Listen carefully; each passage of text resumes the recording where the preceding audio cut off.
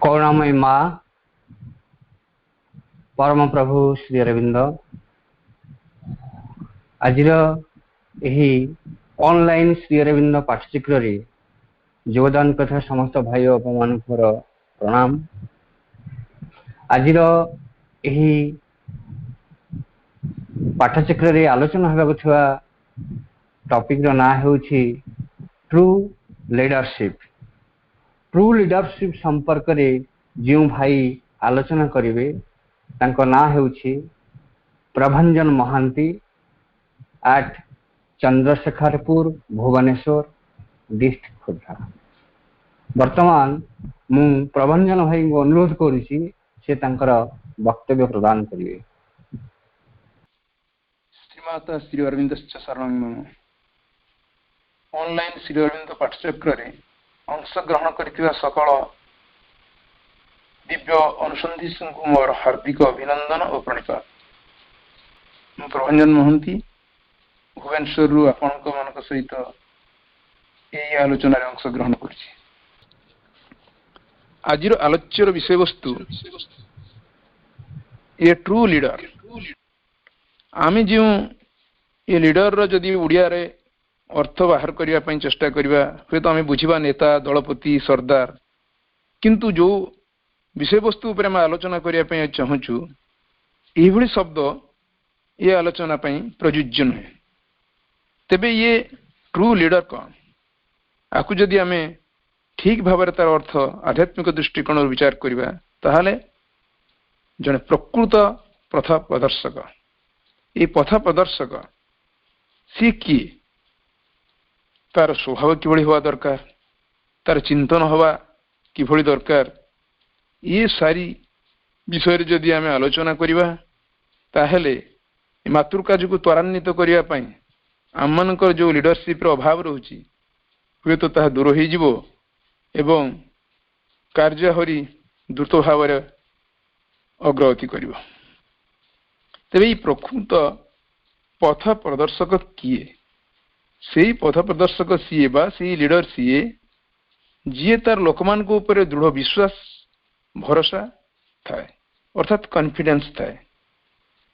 जो दल को नहीं, जो व्यक्ति समूह को नहीं सीए तार अग्रगति करू थाए से लीडर रे ऊपर एवं तांको ऊपर लोकमान को ऊपर मध्य ये जी भली लोकमान को ऊपर लोकमान मध्य तांको ऊपर विश्वास रखती एवं तांकर गुण प्रेम और सहानुभूति भरा हृदय थिबा दरकार। सी जे लीडर तांको भितरे गोटे एहिभली थिबो एवं जेमिति कि सदा प्रस्तुत थिबो साहाय्य करिवा को।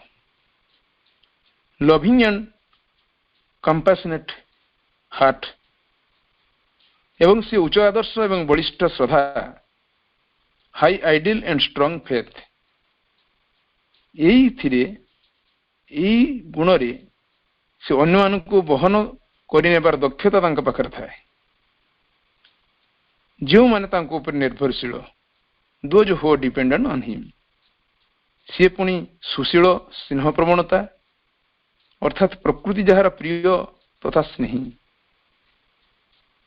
एमिएबल डिस्पोजिशन जहाँ को इंग्लिश रे कह जाउछि अर्थात सहजरे समस्ते तांको सहित मिसी पारुथिबे माने कि मिलनसार व्यक्तित्व तांकर थिबो जेमिति हिंदी रे कहा जाए पहुंचने योग्य अर्थात तांका पाखरे समस्ते सहजरे पहुंची पारुथिबे से अप्रोचेबल थिबे जेकोनसी मुहूर्त रे तांका पाखरु केही किछि जानिया को चाहेले साहाय्य चाहेले सहजरे जेमिति से उपलब्ध हेउथिबे एभली गुण तांका पाखरे थिबो। तांको ऊपर निर्भरशील व्यक्ति समूहंकर भौतिक तथा आध्यात्मिक अर्थात मटेरियल एंड स्पिरिचुअल आवश्यकता उपरे से सब बेले ध्यान देउथिबे एवं प्रयत्नशील थिबे तांकर केयर नउथिबे। जो माने तांको ग्रुप रे सु अछंती सेमानकर ए आवश्यकता को से सब बेले प्रयत्न नेउथिबे।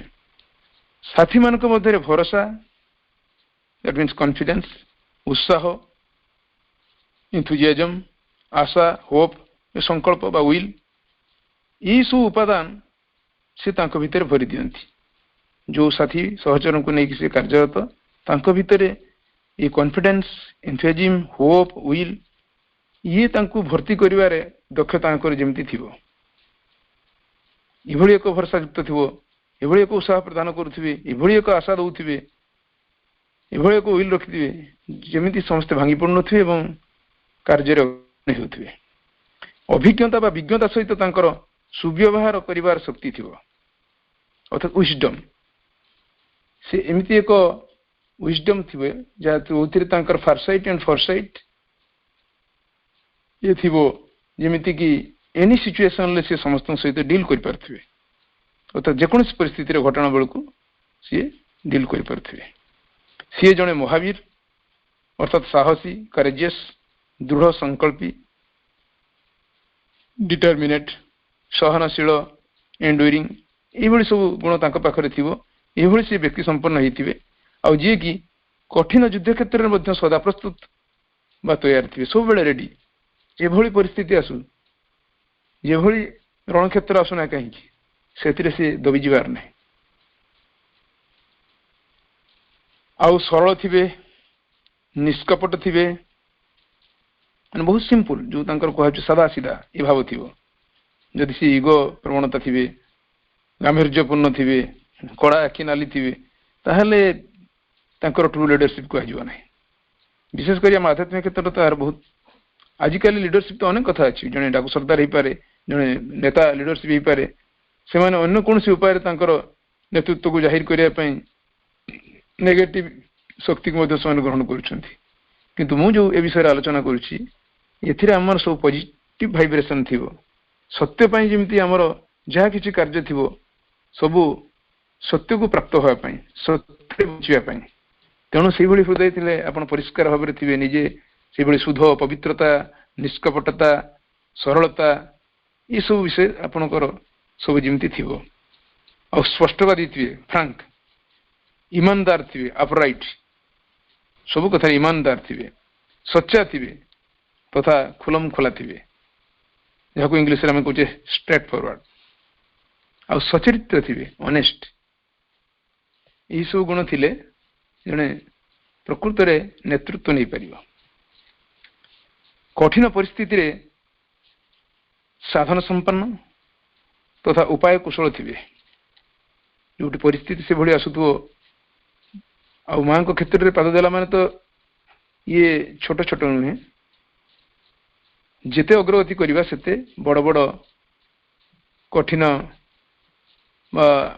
ऑब्स्टैकल हिमालय सदृश पहाड़ भी आखि आगे ठिया किंतु ताहाकु सहजरे माँ ग्रेस सहित अतिक्रम करा छोट छोट आम अतिक्रम करूँ माँ आउटे बड़ बड़ आमको दियंती तो ये लीडर जदि भांगी पड़ो अन्य मानक केमती नब तेणु तांको भितर साहस भर्ती करदेवा ये कठिनता कठिनता आड़ को जीवाई जो प्रयत्नशीलता सी प्रति ध्यान देवे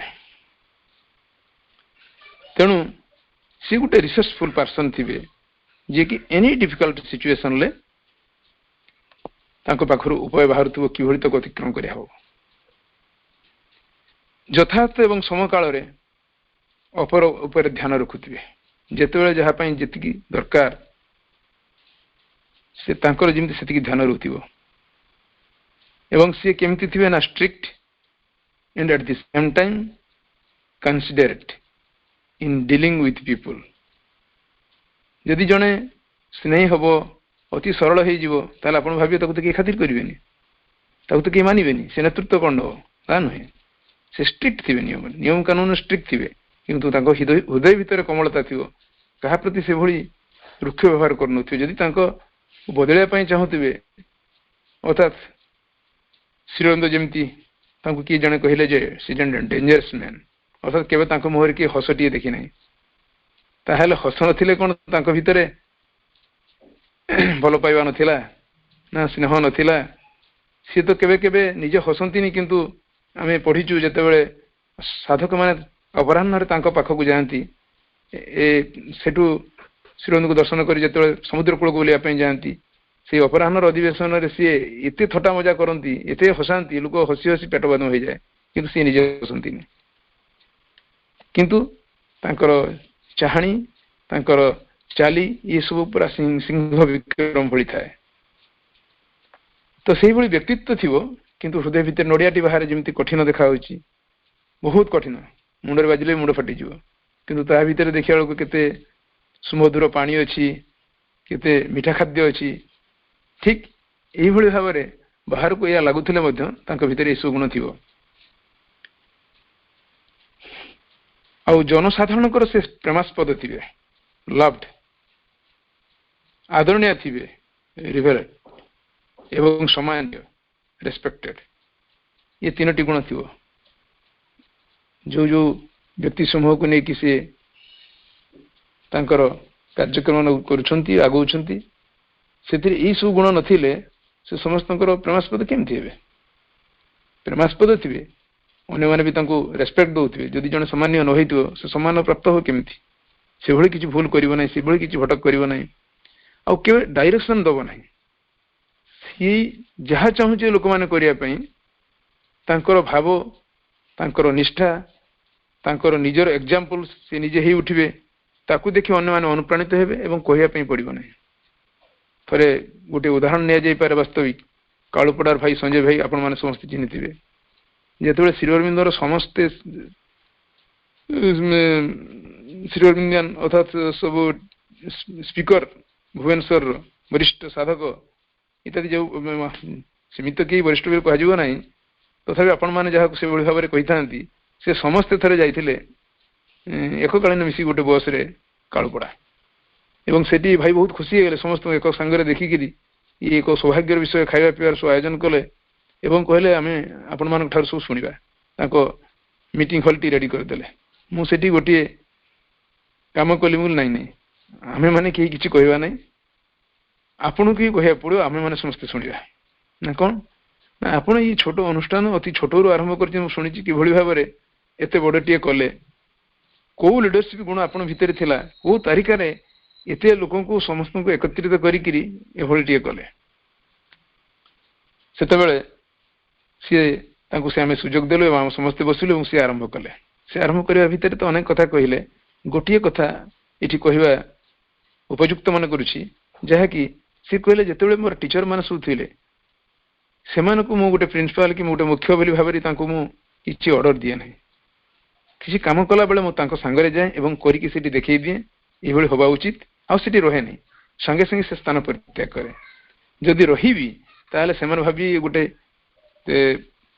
ମତେ ଦେଖୁଛି, ଜଜ କରୁଛି କି ତାର ଜାହିର କରୁଛି କିଛି କର୍ତ୍ତୃତ୍ୱ। ତେଣୁ ସେମିତି ଯେମିତି ଫିଲ୍ ହବନି ଯେମିତି ମୁଁ ତାଙ୍କ ଭଳି ଜଣେ, ସିଏ ଯାହା ମୁଁ ତାହା। ତେଣୁ ଏଇ ଭାବଟି ରହିବା ପାଇଁ ମୁଁ ସେଠାରେ ରହେ ନାହିଁ, ମୋର କିଛି ଦେଖିବା ଦରକାର ନାହିଁ, ମୁଁ ତାଙ୍କୁ କରେଇ ଦିଏ କାମ ଏବଂ ତାଙ୍କୁ ସ୍ୱାଧୀନତା ଦିଏ ସେମାନେ କରିବା ପାଇଁ, ଯାହାଫଳରେ ସମସ୍ତଙ୍କ ସହିତ ମୋର ଭଲ ଭାବ ରହେ ଏବଂ ଅନୁଷ୍ଠାନ ଧୀରେ ଧୀରେ ଅଗ୍ରଗତି କରେ। ତ ସେଇଟା ହେଉଛି ଗୋଟେ ଠିକ ଲିଡରସିପ୍ର କ୍ୱାଲିଟି। ଆଉ ସେଇଟାକୁ ସେ ପ୍ରାକ୍ଟିକାଲ କରିଥିବା ଯୋଗୁଁ ସେ ଅନୁଷ୍ଠାନଟିକୁ ଉତ୍ତରୋତ୍ତର ଉନ୍ନତି ପଥରେ ଆଗେଇ ନେଉଛନ୍ତି। ଏବଂ ସେ ଜଣେ ଭିଜନାରୀ ଥିବା ଦରକାର, with an open mind and has a broad consciousness to embrace everybody in his fold, having professional ଏବଂ competence in his field। ଅର୍ଥାତ୍ ଯେଉଁ ଫିଲ୍ଡରେ ସେ କାମ କରୁଛନ୍ତି ତାଙ୍କର ସେଭଳି ଯୋଗ୍ୟତା ବା ସାମର୍ଥ୍ୟତା ଥିବ। ସମସ୍ତଙ୍କୁ ସେଭଳି ଭାବରେ ତାଙ୍କର ଏଇଭଳି ଏକ ଦୂରଦୃଷ୍ଟି ସମ୍ପନ୍ନ ଥିବ ବା ତାଙ୍କ ଦୃଷ୍ଟି ଥିବ ଏବଂ ଗୋଟେ ଓପନ୍ ମାଇଣ୍ଡ ଥିବ, ତାଙ୍କ ଚେତନା ବି ସେଭଳି ବ୍ରଡ୍ ଥିବ। ସମସ୍ତଙ୍କୁ ସେ କଳାଗ୍ରତ କରି ସମସ୍ତଙ୍କୁ ଆଦର କରି ଯେଭଳି ଭାବରେ ସେଇ ଫିଲ୍ଡରେ ତାଙ୍କୁ କାମ କରିବା ପାଇଁ ପ୍ରେରଣା ଯୋଗାଇ ପାରୁଥିବେ ଏବଂ ସେ କାର୍ଯ୍ୟରେ ମଧ୍ୟ ସଫଳ ହେଉଥିବେ। ଏବଂ ସ୍ୱାର୍ଥବିହୀନ ସେବା ପାଇଁ ନିଜକୁ ସେମାନେ, ଯେଉଁମାନେ ଟ୍ରୁ ଲିଡର, ସେମାନେ ଦେଖିବେ ସ୍ୱାର୍ଥବିହୀନ ଥାନ୍ତି, ଅହଂ ତାଙ୍କ ଭିତରେ ନଥାଏ। ସବୁକିଛି ଯାହା ସେ କରନ୍ତି ସ୍ୱାର୍ଥବିହୀନ। ଯଦି ଆମ ଭିତରେ କିଛି ଟିକେ ନା ସ୍ୱାର୍ଥ ଥିବ, ଯଦି ନିଜର ଅହଂକୁ ଜାହିର କରିବା ପାଇଁ କିମ୍ବା ନିଜର ଶ୍ରେଷ୍ଠତା ପ୍ରତିପାଦନ କରିବା ପାଇଁ କି ନିଜର ନାମ ଯଶ, ଯାହା କଥା ମା ବହିରେ ବାରମ୍ବାର ଲେଖା ହେଇଛି, ଏଗୁଡ଼ିକ ଯଦି ଥାଏ, ପ୍ରଚ୍ଛନ୍ନ ଭାବରେ ବି ଥାଏ କିମ୍ବା ଆସୁଥାଏ, ତାକୁ ଆମେ ଯଦି ଦବେଇକି ବି ରଖିଥାଉ, ସେ ବି ବହୁତ କ୍ଷତିକାରକ। ତ ଏଗୁଡ଼ିକ ପ୍ରକୃତରେ ଜଣେ ଟ୍ରୁ ଲିଡର ପାଖରେ ନଥାଏ। ସେ ପୁରାପୁରି ସ୍ୱାର୍ଥବିହୀନ ଏବଂ ଯାହା କିଛି ସେ କରେ ଅନ୍ୟମାନଙ୍କ ପାଇଁ କରେ ଅର୍ଥାତ୍ ଅନ୍ୟମାନଙ୍କ ପାଇଁ ସମ୍ପୂର୍ଣ୍ଣ ଭାବରେ ନିଜକୁ ସିଏ ଉତ୍ସର୍ଗ କରିଦେଇଥାଏ। ସେଥିରେ ତାର ନିଜ ପାଇଁ ସେ ଚିନ୍ତା କରିନଥାଏ। has no self interest and gives himself just for service। ନିଜକୁ ଏବଂ ନିଜର ଯାହା କିଛି ଅଛି ଅପରର ମଙ୍ଗଳ ନିମିତ୍ତ ସେ ଉତ୍ସର୍ଗ କରିବା ପାଇଁ ସଦା ପ୍ରସ୍ତୁତ। is always ready to sacrifice himself and all his belongings for the goal or the God or others ଏବଂ good for others also। ତେଣୁ ଯାହା ଆମେ ବି ସେ କଥା ପଢିଛୁ, ମା ବାରମ୍ବାର କହିଛନ୍ତି ତୁମର ଯାହା କିଛି ଅଛି ଏବଂ ତୁମେ ନିଜେ ନିଜେ ଏବଂ ଯାହା କିଛି ଅଛି ସବୁକୁ ସର୍ବତ ଭାବରେ ଦେଇଦିଅ। ଯଦି କିଛି ବି ଛୋଟଟିଏ ଅତି ନ୍ୟୁନ ଜିନିଷ ଯାହା ଆଖି ଦୃଶ୍ୟ ବି ନୁହେଁ, ଯଦି ସିଏ ମଧ୍ୟ କୁଣ୍ଠାଗ୍ରସ୍ତ ହୁଏ ନିଜକୁ ସମର୍ପିବା ପାଇଁ, ତାହେଲେ ସମର୍ପଣ ପୁରା ହୁଏ ନାହିଁ, ଏ ଯୋଗ ମଧ୍ୟ ପୂର୍ଣ୍ଣ ଯୋଗ ପଦବାଚ୍ୟ ହେବ ନାହିଁ। ତ ସେଇଭଳି ଏକ ଟ୍ରୁ ଲିଡରର ସେଭଳି କ୍ୱାଲିଟି ରହିବା ଦରକାର। ସିଏ ଏବଂ ତାର ଯାହା କିଛି ସବୁ କିଛି ଉତ୍ସର୍ଗ କରିଥାଏ ପରର ମଙ୍ଗଳ ନିମିତ୍ତ, ପରର ଭଲ ନିମିତ୍ତ।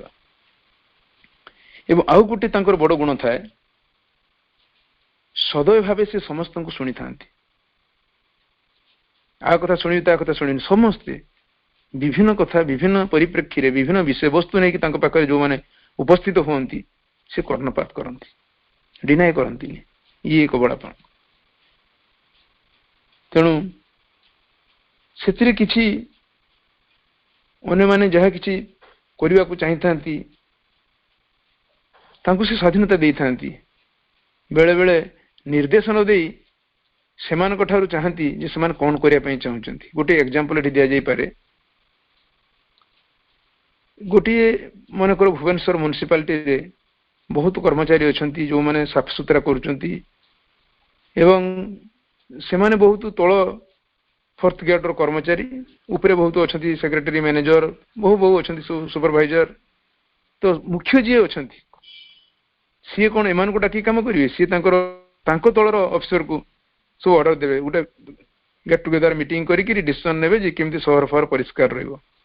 ଏଇ କଥା ଯେତେ ଯେତେ ଆଗରୁ ସବୁ ଅଫିସର ଥିଲେ କରୁଥିଲେ, କିନ୍ତୁ ଥରେ ସେ ମ୍ୟୁନିସିପାଲିଟିକୁ ଜଣେ ନୂଆ ଅଫିସର ଆସିଲେ, ଦେଖିଲେ ଯେ ଏଇମାନଙ୍କୁ କେହି ପଚାରନ୍ତି ନାହିଁ, ଯୋଉମାନେ ପ୍ରକୃତରେ କାମ କରୁଛନ୍ତି ଆଙ୍କ କଥା କେହି ବୁଝନ୍ତିନି, ଅଫିସର ମାନେ ଆଙ୍କ ଆଗକୁ ଆସନ୍ତି ନାହିଁ, ତଳେ ସବୁ ନିମ୍ନରେ ବହୁତ ଅଛନ୍ତି ତାଙ୍କୁ ପରିଚାଳନା କରିବା ପାଇଁ। କିନ୍ତୁ ସିଏ ନିଜେ ସେଦିନ ସମସ୍ତଙ୍କୁ ମିଟିଂ କି ଡାକିଲେ ଏବଂ ସମ୍ବୋଧନ କଲେ, ଭାଇମାନେ ଆପଣମାନଙ୍କର ଏ ସହର ନିକଟରେ ଭାରତର ପ୍ରଧାନମନ୍ତ୍ରୀ ବା ରାଷ୍ଟ୍ରପତି ଏଠିକି ଆସିବେ, ଆମ ହାତରେ ଆଉ 20 ଦିନ ବାକି ରହିଲା, ଆମେ ଯେମିତି ସମ୍ପୂର୍ଣ୍ଣ ସହରଟିକୁ ସୁନ୍ଦର କରିଦେବା, ପରିଷ୍କାର କରିଦେବା, ନିର୍ମଳ କରିଦେବା। ତେବେ ଏ ଦାୟିତ୍ୱ ମୁଁ ଆପଣମାନଙ୍କୁ ଅର୍ଡର ଦେଉନାହିଁ, ଆପଣମାନେ ସମସ୍ତେ ବିଚାର କରିକି ନିଜ ନିଜ ଭାବରେ କିଭଳି କରାଯାଇପାରିବ ଆପଣ କୁହନ୍ତୁ ତ। ଏଇ କଥା ଯେତେବେଳେ ଏଇ ଫୋର୍ଥ ଗ୍ରେଡର କର୍ମଚାରୀଙ୍କ ପାଖରେ ପହଞ୍ଚିଲା, ସେମାନେ ଉଲ୍ଲସିତ ହେଲେ, ଖୁସି ଅନୁଭବ କଲେ, ଆରେ ଆମକୁ ତ କେତେ ଦୂରରୁ ଏମାନେ ଦେଖୁଥିଲେ, ନିମ୍ନକୁ ଆମକୁ କିଛି ପଚାରୁଥିଲା, କିନ୍ତୁ ଇଏ ଆମମାନଙ୍କୁ ପଚାରୁଛନ୍ତି, ଆମମାନଙ୍କର ସହଯୋଗ ଲୋଡୁଛନ୍ତି, ଆମମାନଙ୍କର ପରାମର୍ଶ ଲୋଡୁଛନ୍ତି। ଏଇ ଅଫିସର କେତେ ସୁନ୍ଦର, ବହୁତ ଖୁସି ହେଇଗଲେ ତାଙ୍କ ଉପରେ ଏବଂ କହିଲେ ସାର୍ ଆପଣଙ୍କର ଚିନ୍ତା ନାହିଁ, ଆମେ ସବୁ କରିଦେବା। ତାଙ୍କ ଭିତରେ ସେମାନେ ଦାୟିତ୍ୱ ନେଇଗଲେ, ବାଛି ନେଲେ ଆମେ ଏଇ ପଟଟା ଶହୀଦନଗର ଆମେ ଏଇଟା କରିବୁ, ଚନ୍ଦ୍ରଶେଖର ଏଇଟା କରିବୁ, ଷୋଳଶୀ ବିହାର ଏଇଟା ଏମାନେ କରିବେ। ଏମିତି ବାଛି ବୁଛିକି ସେମାନେ ନିର୍ଦ୍ଦିଷ୍ଟ ଦିନ ପୂର୍ବରୁ ଦେଖୁ ବହୁତ ସୁନ୍ଦର ଭାବରେ କାମ କରିଦେଲେ। କିନ୍ତୁ ଯଦି ଆମେ ଅର୍ଡର ଦେବା ସେ କାର୍ଯ୍ୟ ହେବ ନାହିଁ। ଏମିତି କିଛି କିଛି ଅଫିସରଙ୍କ ସହିତ ମୁଁ ମଧ୍ୟ ମିଶିଛି ଯୋଉମାନେ କେବେ ଏମିତି କୁହନ୍ତିନି ଏଇଟା କର ବୋଲି, ପ୍ରଭଞ୍ଜନ ଏଇଟା ତମ ଦାୟୀ କରିବା ଉଚିତ, ତମେ ଏଇଟା କର, ଏମିତି ନିର୍ଦ୍ଦେଶ ଦିଅନ୍ତିନି, ଏଇଟା କଲେ ତମେ ଦେଇ କେମିତି ହୁଅନ୍ତା। ଯଦି ମୁଁ କହିବି ସାର୍ ଏଇଟା ତ ହଉନି, ଏଇଟା ନହେଲେ ଆଉ ଗୋଟେ ଉପାୟ ବି କରିବା ଯେ ନାହିଁ, ଯଦି ନ କହିବି ସେଥିରେ କିଛି ଦୁଃଖ କରିବାର ନାହିଁ। ଏମିତି ବି ଲୋକ ଅଛନ୍ତି, ଏଇଟା ତମ ଦ୍ୱାରା ହେଲେ କେମିତି ହୁଅନ୍ତା, ଏଇଟା ତୁମେ କରିପାରନ୍ତ କି, କର ବୋଲି ନିର୍ଦ୍ଦେଶ ଦିଅନ୍ତିନି। ଇଏ ହେଉଛି ଗୋଟେ ଟ୍ରୁ ଲିଡରର କାମ। ତେଣୁ ସେ ସମସ୍ତଙ୍କୁ ଶୁଣିବ, ସମସ୍ତଙ୍କର ହୁଏତ ତାଙ୍କଠାରୁ ଆଉ ଜଣେ ଭଲ ପରାମର୍ଶ ବି ଦେଇପାରେ, ସେଠି ନିଜକୁ ଜାହିର ନ କରିକି ସମସ୍ତଙ୍କର କଥା ଶୁଣିକି ଗୋଟେ ଭଲ କାମ କରିବା, ସମସ୍ତଙ୍କୁ ହୃଦୟ ସହିତ ବିଚାର କରିବା, ବନ୍ଧୁ ଭାବ ରଖିବା, ସ୍ନେହ ରଖିବା, ତାହେଲେ କାମ ଆଗେଇ ଯିବ।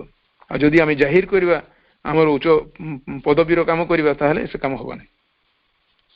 ଏଇଭଳି ଭାବରେ ଦେଖାଯାଇଛି ବହୁତ ଜାଗାରେ ପ୍ରାକ୍ଟିକାଲ କ୍ଷେତ୍ରରେ ଆମେ ସେଥିରେ ସଫଳ ହେଇଛୁ। ଯୋଉଠି ଗୋଟିଏ ଆପଣଙ୍କୁ ମନେକର ପିଅନ ଗୋଟେ ଦିଆ ହେଇନଥିବ, ଆଉ ଜଣକୁ ଦିଆ ହେଇଥିବ ଏବଂ ଆପଣଙ୍କର କାମ ସେ କାମ କରୁନଥିବ, କିନ୍ତୁ ଆପଣଙ୍କର ଯଦି ଭଲ ପାଇବା ତା ପ୍ରତି ଦରଦ ଥିବ ଦେଖିବେ ଆପଣଙ୍କର ପିଅନ ଆବସେଣ୍ଟରେ ଆଉ ଜଣେ ମଧ୍ୟ କଲିଂ ବେଲ୍ ଶୁଣିବ ଏବଂ କାମ କରିବ, ଯଦିଓ ତାର ସେଥିରେ କିଛି ସ୍ୱାର୍ଥ ନାହିଁ। କାହିଁକି ନା ଏକ ମାନବିକତା ପାଖରେ ତାର ସେ ଇଗୋ ମଧ୍ୟ ଚାଲିଯାଏ, ସେ କାମ କରିବା ପାଇଁ ପ୍ରସ୍ତୁତ ହୁଏ। କିନ୍ତୁ ଯୋଉଠି ଆପଣଙ୍କର ଭଲ ପାଇ ନଥାଏ ସେ କହିବ ମୋର ଏଟା ଡ୍ୟୁଟି ନାହିଁ, ସେ ରୁଲ ରେଗୁଲେସନ ଦେଖିବ, ମତେ ଏଇଠି ନିର୍ଦ୍ଦେଶ ଦିଆଯାଇଛି ମୁଁ ସେଠି କାହିଁକି କରିବି। କିନ୍ତୁ ଯଦି ତାର ଭଲ ପାଇବା ଥିବ ତାର ଆପଣ ଯଦି ରିଟାୟାର୍ଡ ବି କରିଯିବେ ସେ ଆସିକି ଆପଣଙ୍କ ଘରେ କାମ କରିବ, କାହିଁକି ନା ତାକୁ ବହୁ କ୍ଷେତ୍ରରେ ଆପଣ ସାହାଯ୍ୟ କରିଛନ୍ତି। ଏଇଭଳି କେବଳ ଏଇ ଲିଡରସିପ୍ ଆପଣଙ୍କର ରାଜନୀତି କ୍ଷେତ୍ରରେ ହଉ କୌଣସି ସଂସ୍ଥାର କ୍ଷେତ୍ରରେ ହଉ, ତେଣୁ ଏ ଭିତରେ ମଧ୍ୟ ଡିଫରେନ୍ସ ଅଛି। ଆମେ ଯଦି ଆଉ କେତେବେଳେ ଆଲୋଚନା କରିବା ଦେଖିବେ ଗୋଟେ ମେଣ୍ଟରସିପ୍ ଅଲଗା, ଗୋଟେ ଲିଡରସିପ୍ ଅଲଗା, ଗୋଟେ ମ୍ୟାନେଜରସିପ୍ ଅଲଗା, ଏମିତି ସବୁ ଅଲଗା ଅଲଗା ଅଛି। ସେଥିରେ ଥିଙ୍କିଂ ପ୍ରୋସେସ କେମିତି ରହିବ, ଆପଣଙ୍କର ବ୍ୟବହାର କେମିତି ରହିବ, ଆଉ ଲୋକମାନଙ୍କ ସହିତ କିଭଳି ଭାବରେ କଥାବାର୍ତ୍ତା କରିବେ, ବହୁ ଜିନିଷ ଯେମିତି ଗ୍ରାଟିଚ୍ୟୁଡ ଚାପ୍ଟରରେ ମୁଁ ଆଲୋଚନା କରିଥିଲି ସେଇଭଳି ସେମାନେ କେତେ କିଛି କଥା ଶୁଣିବା ପାଇଁ ଚାହାନ୍ତି ଆପଣଙ୍କ ତୁଣ୍ଡରୁ, ଯୋଉଟା ଦିନେ ଆପଣ କହନ୍ତିନି। ବହୁତ ଭଲ କାମ କରନ୍ତି, ମୁଁ ଅବସର ଦେଖି ଦିନେ ତାଙ୍କ ପାଠରୁ ଆସେ ନାହିଁ ଯେ ଗୋଟେ ଥ୍ୟାଙ୍କ ୟୁ ବି କହିବା ପାଇଁ କି ଗୋଟେ ଭଲ କଲ ବୋଲି। ଯେତେ ଭଲ ବି କଲେ କେବେ ଜଣକୁ କାହାକୁ ସିଏ ପ୍ରଶଂସା କରିବାର ଦେଖାଯାଇନଥାଏ। ତ ସେଇ ଲୋକଙ୍କ ପାଖରେ କଣ ହବ, ପଇସାର ବଡ କଥା ନୁହେଁ, ଗୋଟେ ମଧୁର ବଳା କଥା, ଜଣେ ଭଲ କାମ ଟିକେ କଲା, ଓ ବାହ କି ଚମତ୍କାର, କେତେ ସୁନ୍ଦର ତମେ କାମଟିକୁ କରିପାରିଲ, ତା ଭିତରେ ଏକ ପ୍ରେରଣା ଆସିବ ସିଏ କରିବ। ତ ଏଇଭଳି ସ୍ୱଭାବ ଆଉ ଜଣେ ଟ୍ରୁ ଲିଡରର ରହିବା ଆବଶ୍ୟକ। ଆଉ ଯେଉଁମାନଙ୍କର ଅଗ୍ରଗତି ସେ ଆଶା କରନ୍ତି ସେମାନଙ୍କର ଥଟ୍ସ ଆଉ ଫିଲିଂକୁ ସେ ହୃଦୟଙ୍ଗମ କରିଥାନ୍ତି। ଯଦି ତାଙ୍କ ପାଖରେ ଅଗ୍ରଗତି ଆମେ ଚାହୁଁଥିବା ତାହେଲେ ତାଙ୍କର ଥଟ୍ସ ଏବଂ ଫିଲିଂ, ସେ କ'ଣ ଫିଲ୍ କରୁଛନ୍ତି।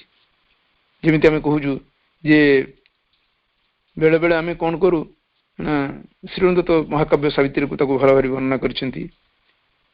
ଗୋଟେ ମେଡିକାଲରେ ଜଣେ ପେସେଣ୍ଟ ପଡିଛି, ତାକୁ ଆପଣ ଦେଖା କରିବା ପାଇଁ ଯାଉଛନ୍ତି, ଯେମିତି ଆପଣଙ୍କର ଗୋଟେ କର୍ତ୍ତବ୍ୟ ଯେ କେତେ କଷ୍ଟ ବିଚାରା ପାଉଛି, ଟିକେ ଦେଖା କରିବା, ଭଲ ମନ୍ଦ କରିବା। କିନ୍ତୁ ସେ ବ୍ୟକ୍ତିକୁ ଡାକ୍ତର ରେଷ୍ଟ ନେବା ପାଇଁ କହିଛନ୍ତି, କିନ୍ତୁ ଆପଣ କ'ଣ କରୁଛନ୍ତି ନା ଆପଣ ପୂର୍ବରୁ ହୁଏତ 4 ଜଣ ଯାଇ ଦେଖା କରିଛନ୍ତି, ଆପଣ ବି ଯାଉଛନ୍ତି ଦେଖା କରୁଛନ୍ତି, କେବେ ବର୍ଷେ 6 ମାସରେ କେବେ ତାଙ୍କ ସହିତ ଭେଟ ନଥିଲେ, ଆଜି ହସ୍ପିଟାଲରେ ପଡିଛନ୍ତି ବୋଲି ଆପଣ ଦେଖୁଛନ୍ତି। ପେସେଣ୍ଟଟି କ'ଣ ଭାବିବ ଜାଣନ୍ତି, ସିଏ ଭାବିବ ଏମାନେ ଏତେ ରୋଗ କାହିଁକି ଆସୁଛନ୍ତି, ହୁଏତ ମୋର ବୋଧେ ଶେଷ ସମୟ ହେଇଗଲାଣି, ମୁଁ ବୋଧେ ବେଶୀ ଦିନ ବଞ୍ଚିବିନି, ନହେଲେ କାହିଁକି ଦେଖିବା ପାଇଁ ଆସୁଛନ୍ତି, କେବେ ଦିନ ଆସୁନଥିଲେ।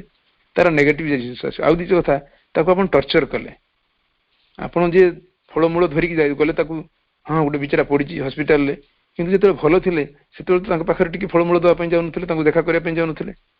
ଆଜି ଏହି ବେଳରେ ଆପଣ ଯାଇକି ପହଞ୍ଚୁଛନ୍ତି, କାହିଁକି ନା ଆପଣ ଭାବୁଛନ୍ତି ଯେ ଏଇଭଳି ଦୁର୍ଦ୍ଦିନରେ ତାଙ୍କୁ ମୁଁ ସାହାଯ୍ୟ କରିବା, ତାଙ୍କ ପାଖରେ ଛିଡା ହେଲେ ମୋର ଗୋଟେ ମହାନତା ହବ।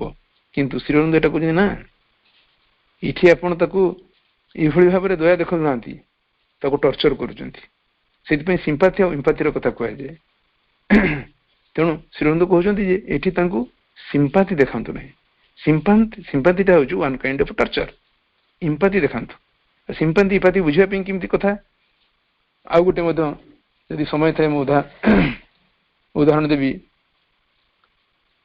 ଥରେ ଜଣେ କୁକୁର ବିକାଳି, ସେ କିଛି କୁକୁରଙ୍କୁ ନେଇ ବିକୁଥିଲେ ଏବଂ ଗୋଟିଏ କୁକୁରକୁ ଦୂରରେ ବାନ୍ଧି ଦେଇଥିଲେ, ଏବଂ ଗୋଟେ ଛୋଟ ପିଲାଟିଏ, ବାଳକଟିଏ ଦୌଡ଼ି ଦୌଡ଼ି ଆସିଲା ଏବଂ ସେ ଚାହିଁଲା ଯେ ଗୋଟେ କୁକୁର ଛୁଆ କିଣିବ, ଏବଂ ସେ ବିକାଳିକୁ ପଚାରିଲା ଯେ ସେଇଟାକୁ କାହିଁକି ଦୂରରେ ବାନ୍ଧିଛ। ନା ସେଇଟାର ଗୋଟେ ଗୋଡ ଛୋଟ ଅଛି ତ, ଏଗୁଡା ଭଲ କୁକୁର, ତେଣୁ ସେଇଟା କିଏ ନବ, ମୁଁ ସେଇଥିପାଇଁ ତାକୁ ଅଲଗା ବାନ୍ଧି ଦେଇଛି। ଆଚ୍ଛା, ଏ କୁକୁର ମାନଙ୍କର ମୂଲ୍ୟ କେତେ? ବିକାଳିଟି ମୂଲ୍ୟ କହିଦେଲା। କଲା ପରେ ସେ ପିଲାଟି ତା ପାଖରେ ଦେଖିଲା ଯେତିକି ପରିମାଣର ମୂଲ୍ୟ ଦେବାକୁ ପଡେ ସେତିକି ନଥିଲା, ସେ ଦୌଡ଼ିଲା ଘରକୁ ଟଙ୍କା ଆଣିବା ପାଇଁ, ଏବଂ ଯେତେବେଳେ ଆଣିଲା ଏବଂ କହିଲା ମତେ ସେଇ କୁକୁର ଟିକେ ଦିଅ ଯେଟାକୁ ଅଲଗା ବନ୍ଧା ହେଇଛି।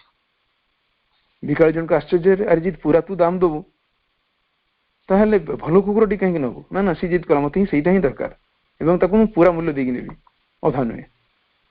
ବିକାଳିଟି ବୁଝିପାରିଲାନି, ବିସ୍ତାରିତ ନେତ୍ରରେ ବାଳକଟିକୁ ଚାହିଁଲା ଏବଂ ପଚାରିଲା କଣ। ବାଳକଟି କିଛି କହିଲା ନାହିଁ ଏବଂ ତା ଗୋଡରୁ ଟ୍ରାଉଜରଟିକୁ ଟେକିଦେଲା ଏବଂ ଦେଖେଇଲା। ଆଉ ବିକାଳି ବୁଝିପାରିଲା ଯେ ତାର ବି ଗୋଟେ ଗୋଡ ନାହିଁ, ସେ ଗୋଟେ ନକଲି ଗୋଡଟିଏ ଲଗେଇଛି। ଅର୍ଥାତ୍ ଏ କାହାଣୀରୁ ଆମେ କଣ ବୁଝିଲୁ, ଯୋଉ କୁକୁରଟିକୁ ଅଲଗା ବନ୍ଧା ହେଇଥିଲା ତାର ଯୋଉ ଦୁଃଖ ଅଛି, ଯୋଉ ସମବେଦନା ରହିଛି, ସେଇ ବେଦନାଟାକୁ ଏ ପିଲାଟି ଉପଲବ୍ଧି କରିପାରିଲା, ଯୋଉଟାକି ଅନ୍ୟମାନେ କେହି କରିପାରୁନାହାନ୍ତି। ମାନେ ଆର ବି ଗୋଡ ନାହିଁ, ତାର ନାହିଁ। ଯେମିତି ଜଣେ ପିଲା ଜନ୍ମ କରିଥିବା ମା ଗର୍ଭର ବେଦନା କହିପାରିବ, ଯିଏ ନ କରିଛି ସେ କେବେ କହିପାରିବ ନାହିଁ।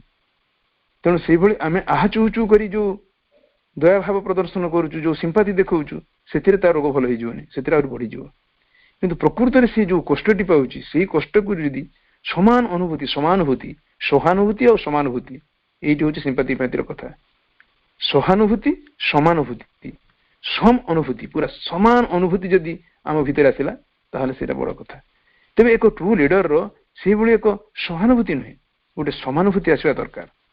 ତା ପାଖରେ ଯେତିକି କାମ କରୁଛନ୍ତି ତାଙ୍କର ଅନୁଭୂତି ସହିତ ଆର ଅନୁଭୂତି ସେତିକି ଭାବରେ ଆଦରତା ହେବା ଦରକାର।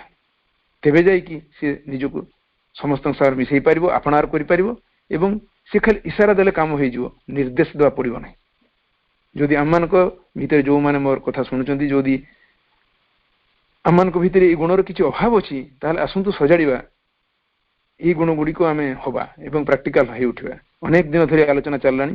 ଭାଇ ଯେତେବେଳେ ହଠାତ୍ ମତେ ଏ କଥା କହିଲେ, ମୁଁ ତ ଏ ଗ୍ରୁପରେ କେବେ ଆସିନଥିଲି, କେବେ ଆଲୋଚନା କରୁନଥିଲି, କେବେ ଗ୍ରୁପରେ ଶୁଣି ନଥିଲି, ଆଉ ମୁଁ ବହୁ ବ୍ୟସ୍ତ ଭିତରେ, ଅନେକ କାର୍ଯ୍ୟ ଭିତରେ ମୁଁ ଆଉ ଗୋଟେ କୋଉ ବିଷୟ ପାଇଁ ପ୍ରସ୍ତୁତ ହେବି, କଣ କରିବି, କିଛି ନ କରିବି ନା, ଏଇଟା ଆବଶ୍ୟକତା କଣ ଅଛି। ମୁଁ ଯେବେ ଆଲୋଚନା ଗୁଡ଼ିକ ଏବେ ଆମେ ଯାହା ଯାହା ସବୁ କରୁଛୁ, ଦେଖୁଛୁ ବାସ୍ତବିକ ଆମ ଭିତରେ କଣ ପରିବର୍ତ୍ତନ ହବ, ଯାହାକୁ ନେଇକି ଆମେ ଆଗକୁ ଯାଇପାରିବା। ଯଦି ସେଇ କଥା ଗୁଡ଼ିକୁ ଆମେ ନ ଶିଖିବା, ତାହେଲେ କିଛି ଶ୍ଲୋକ ଉଚ୍ଚାରଣ କରିବା, ମା ବହି ପଢିବା, ବାରମ୍ବାର ରିପିଟ କରିବା, ଏ କଥା ଉପରେ ମା କହିଛନ୍ତି ଇଏ ସବୁ କେବଳ ମସ୍ତିଷ୍କର ବ୍ୟାପାର ହେବ। ଆମେ ବଡ ଗୋଟେ ଜ୍ଞାନୀ ହେଇପାରିବା ସିନା, ଗୋଟେ ପ୍ରଜ୍ଞାବାନ ହେଇପାରିବା ନାହିଁ। ଆମ ବ୍ରେନର ସବୁ କଥା ଫଟାଫଟ ବାହାରିଯିବ, ଅସଂଖ୍ୟ କଥା ଆମେ ଗାଇ ଦେଇପାରିବା, ସାବିତ୍ରୀ ଘୋଷି ଗାଇ ଦେଇପାରିବା, କିନ୍ତୁ ଆମର ପୁରାପୁରି ସମଗ୍ର ଶରୀରରେ, ମନ ପ୍ରାଣ ଶରୀର ଭିତରେ ସିଏ ଭିଜିବନି କି କାର୍ଯ୍ୟକାରୀ ହବ ନାହିଁ। ତେଣୁ ମା କହୁଛନ୍ତି ସେ ମନ୍ତ୍ର ଭିତରୁ ବାହାରି ଆସ, ପୁରା ଯାହା ତା ଭିତରେ ରହିଛି, ସେ ଯାହା ବୁଝିବା ପାଇଁ ଚେଷ୍ଟା କରୁଛୁ, ତା ଭିତରେ ପ୍ରବେଶ କର। ଉପରେ ଉପରେ ଏମିତି କଲେ ହବ ନାହିଁ। ତେଣୁ ଇ ମସ୍ତିଷ୍କର ବ୍ୟାପାର ନୁହେଁ, ଇ ଭିତରେ ନେବାର ଅଛି। ତାହେଲେ ଆମେ ଗୋଟେ କର୍ମକ୍ଷମ ହବା, ଆଉ ପ୍ରାକ୍ଟିକାଲ ଉପରେ ଆମେ ଯିବା। ସେଥିପାଇଁ ଏ ଆଲୋଚନାଟିକୁ ଆଜି ରଖାଯାଇଛି। ହୁଏତ ଯଦି ଏଇ ଗୁଣ ଆମର ଅଭାବ ଥିବ, କାହିଁକି ନା ବହୁ ଅନୁଷ୍ଠାନରୁ ଅନେକ ଅନୁଷ୍ଠାନ ତିଆରି ହେଉଛି, କିନ୍ତୁ ପୁରୁଣା ଅନୁଷ୍ଠାନଟି ଭୁଷୁଡ଼ି ପଡୁଛି, ମୁହଁ ମାଡ଼ିକି କୋଉଠି ବି ନିଶ୍ଚିହ୍ନ ହେଇଯାଇଛି। ଯୋଉ ପାଠ୍ୟକ୍ରମ ନେଇଦିନେ ବହୁ ବଡଟେ ଉଠିଥିଲା, ଏବଂ ତାହାରି ଠାରୁ ପିଲାମାନେ ବାହାରିକି ବିଭିନ୍ନ ଜାଗାରେ ବିଛାଡ଼ି ହେଇଯାଇଛନ୍ତି।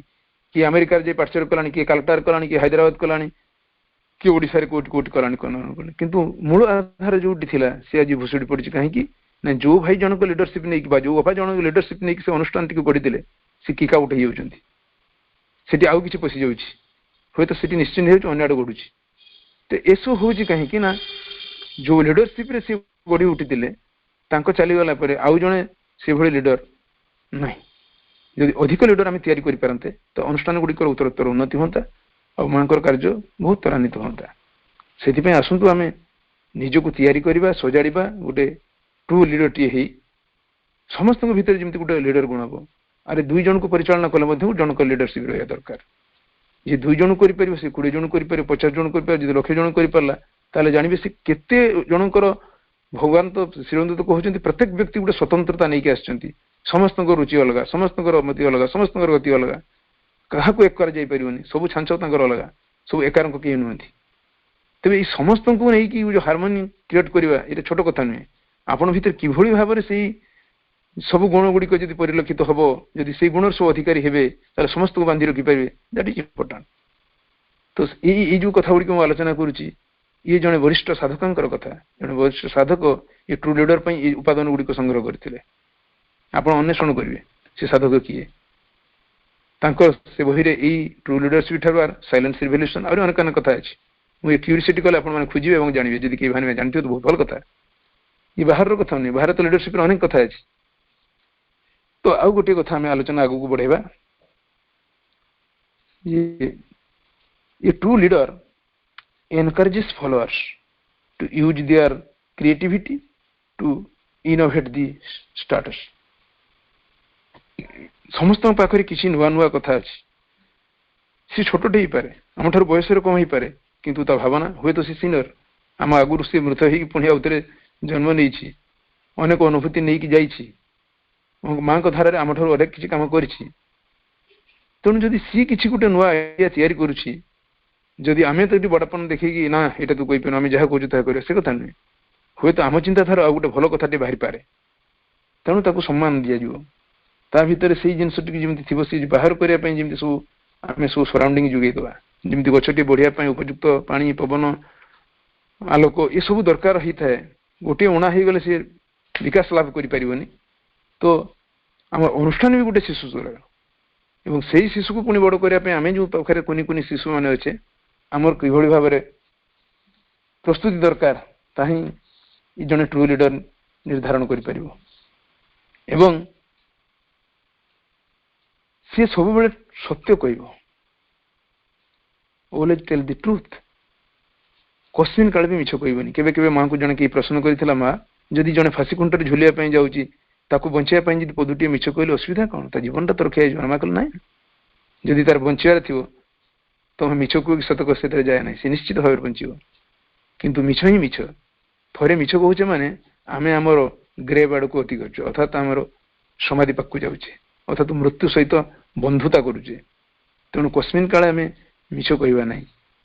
ଆମ ଭିତରେ ସତ୍ୟ ଅଛି, ଯାହା ଆମର ଅବସ୍ଥିତି, ଯିଏ ଅରିଜିନାଲିଟି, ଯିଏ ଆମେ, ଯୋଉ ଟ୍ରୁଥ୍, ଯୋଉ ଇନମୋଷ୍ଟ ବିଇଂ, ଯାହାକୁ ଧାରଣ କରିଛେ ଆମେ, ଯୋଉ ଏ ପାର୍ଥିବ ଶରୀର ମୋର ଶରୀର, ସେଇ ଅମର ତତ୍ତ୍ୱକୁ ଯିଏ ଧାରଣ କରିଛି, ସେଇ ଜିନିଷ ଆମ ଭିତରେ ଅଛି। ତାହାରି ପାଇଁ ସାଧନା, ତାକୁ ବାହାରକୁ ଆଣିବା, ତାହାରି ଲିଡରସିପ୍ରେ ଆମର ଜୀବନ ପରିଚାଳନା କରିବା। ବର୍ତ୍ତମାନ ମୁଁ ବାହାର ଜଗତରୁ ପୁଣି ଭିତରକୁ ନେଲି, ଭିତରେ ଜଣେ ଲିଡର ଅଛି। ବର୍ତ୍ତମାନ ଆପଣମାନେ ଯୋଉ ଲିଡର କଥା କହୁଥିଲେ ଆପଣମାନଙ୍କୁ ନେଇକି ଚାଲିଥିଲା, ବର୍ତ୍ତମାନ ଯଦି ପ୍ରକୃତରେ ଟ୍ରୁ ଲିଡର କୁହାଯିବ, ବର୍ତ୍ତମାନ ଟ୍ରୁ ଲିଡର ଆସିଗଲା ହଉଛି ସିଏ। ଯୋଉ ଲିଡରକୁ ଆମେ ଅନ୍ୱେଷଣ କରିବା ପାଇଁ ଆମର ସାଧନା, ଯାହାକୁ ଆଗ ଧାଡ଼ିକୁ ଆଣିବା, ଯାହାର ନିର୍ଦ୍ଦେଶରେ ଆମେ ଚଳିବା, ଯିଏ ଆମକୁ ସକଳ କ୍ଷେତ୍ରରେ ବାଟ ଦେଖେଇବ, କୋଉଟା ଭଲ, କୋଉଟା କରଣୀୟ, କୋଉଟା ଅକରଣୀୟ, କୋଉଟା ଖାଇବା ଉଚିତ, କୋଉଟା ଖାଇବା ଉଚିତ ନୁହେଁ, ଏସବୁର କଥା ସିଏ ହିଁ ନିର୍ଦ୍ଦେଶ ଦେଇପାରିବ, ନିର୍ଭୁଲ ତଥ୍ୟ। ଆଉ ତା ନିର୍ଦ୍ଦେଶରେ ଯଦି ଆମେ ପରିଚାଳିତ ହବ ନା, ଜୀବନ ଆମର ସବୁ କିଛି ଯାହା ଭଗବାନଙ୍କର ଇଚ୍ଛା ତାହା ହିଁ ହେଇ ଉଠିବ। କାହିଁକିନା ସ୍ୱୟଂ ସେ ଅଛନ୍ତି, ସିଏ ଆମର ଅବସ୍ଥିତି। ଆଜି ଆମେ ଏଭଳି ଏକ ମିଥ୍ୟାର ଖୋଳପା ଭିତରେ ଘାଣ୍ଟି ହଉଛେ ଏବଂ ଅନ୍ଧାରରେ ବାଡ଼ି ବୁଲଉଛେ, ସତ୍ୟକୁ ସାମ୍ନାକୁ ଆଣିପାରୁନେ। ତେଣୁ ସବୁବେଳେ ସତ୍ୟ କହିବା, ତାହେଲେ ସତ୍ୟ ସହିତ ଆମର ବାସ ହବ, ସତ୍ୟର ସଂସ୍ପର୍ଶ ଆସିବା, ସତ୍ୟକୁ ପ୍ରତିଭାତ କରିବା। ସେଇଥିପାଇଁ ତ ପୃଥିବୀ ପୃଷ୍ଠରେ ଆମକୁ ଜୀବନ ଦିଆଯାଇଛି, ତାଙ୍କୁ ରିଭିଲ୍ କରିବା ପାଇଁ, ତାଙ୍କୁ ପ୍ରକାଶିତ କରିବା ପାଇଁ, ତାଙ୍କୁ ହୋଇ ଉଠିବା ପାଇଁ। ତେଣୁ ମା କହିଛନ୍ତି ଭଗବାନଙ୍କୁ ବୁଝିବା ପାଇଁ ହେଲେ ଭଗବାନ ହୋଇ ଉଠ। ଜଣେ ଯଦି ଭଗବାନ ହୋଇ ଉଠିବ ନାହିଁ, ତାହେଲେ ସେ ଭଗବାନଙ୍କୁ ବୁଝିବ କେମିତି? ଅର୍ଥାତ୍ ଭଗବାନଙ୍କର ଯୋଉ ଗୁଣ ଧର୍ମ ଆମ ଭିତରେ ତା ପ୍ରତିଭାତ ହେବା ଦରକାର। ତାହେଲେ ଆପଣମାନେ ଦେଖିଲେ ବିଷୟବସ୍ତୁଟି କୋଉଠି ଆସିଥିଲା? ଇଏ ହଉଛି ଟ୍ରୁ ଲିଡରସିପ୍। ଟ୍ରୁ ଲିଡର ସେଠି ଅଛି, କିନ୍ତୁ ଆମ ଭିତରେ ବାହ୍ୟରେ ଏଇ ଗୁଣ ଗୁଡ଼ିକ ସବୁ ପ୍ରତିଷ୍ଠା କଲେ ଆମେ ତାକୁ ବି ଖୋଜି ପାଇବା ଏବଂ ତାକୁ ଆଗକୁ ଆଣିକି ଆମ ଲିଡରସିପ୍ ଚାଲିଯିବ, ସିଏ ହିଁ ଲିଡର ନବ। ତ ଏ ବଢିଆ କଥା। ତେଣୁ ଆମେ ସତ୍ୟ କଥା କହିବା ସବୁବେଳେ। ତାପରେ create a foundation of fairness and openness. ଗୋଟେ ଫାଉଣ୍ଡେସନ୍ ସବୁ ଜିନିଷରେ, ଯେତେବେଳେ ଇମାରତଟି ଗଢୁଛେ, ବିଲ୍ଡିଂଟି ତିଆରି କରୁଛେ, ତାର ଫାଉଣ୍ଡେସନ୍ ଦରକାର। ଏଠି ବି ସେମିତି ଆମର ଏଠି ଗୋଟେ ଫାଉଣ୍ଡେସନ୍ ଦରକାର, ଏବଂ ଏ ଫାଉଣ୍ଡେସନ୍ ସେଭଳି ଭାବରେ ତିଆରି ହେବ। ଆଉ କିଛି କିଛି କଥା ସେଥିରେ ରହିଛି, ମୁଁ ଟିକେ ଆगे କହିସାରିଲା ପରେ ଆଗେଇବି।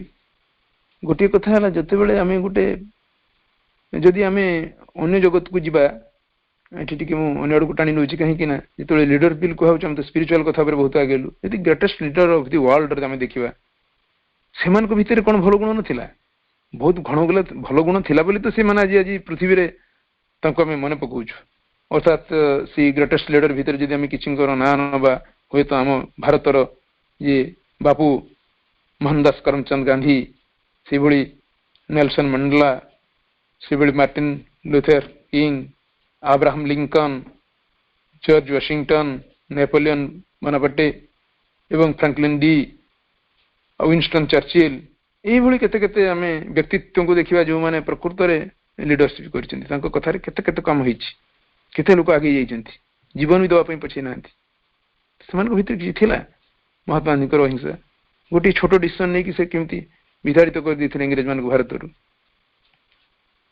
ସେ ଜାଣିଛନ୍ତି ଗୋଟିଏ ଗୋଟିଏ ନିଷ୍ପତ୍ତି, ଗୋଟିଏ ଡିସିସନ, ଗୋଟିଏ ୱିଲ୍। ତାଙ୍କୁ ଯେତେବେଳେ ଟ୍ରେନରୁ ଫୋପାଡ଼ି ଦିଆଯାଉଛି, ସେତେବେଳେ କହିଲେ ମତେ ସିନା ତମେ ଟ୍ରେନରୁ ଫୋପାଡ଼ି ଦେଲ, ମୁଁ ସମଗ୍ର ଭାରତବର୍ଷରୁ ତୁମକୁ ଫୋପାଡ଼ି ଦେବି। ସେଇ ଯୋଉ ଡିସିସନଟାକୁ ସେ ନେଇଥିଲେ ତାକୁ କାର୍ଯ୍ୟ କରିଲେ ଏବଂ ତାଙ୍କର ଆହ୍ୱାନରେ ସମଗ୍ର ଭାରତର ଜନଜାତି ତାଙ୍କ ପଛରେ ଦୌଡ଼ିଥିଲା। ଇଏ ହେଉଛି ଟ୍ରୁ ଲିଡରସିପ୍।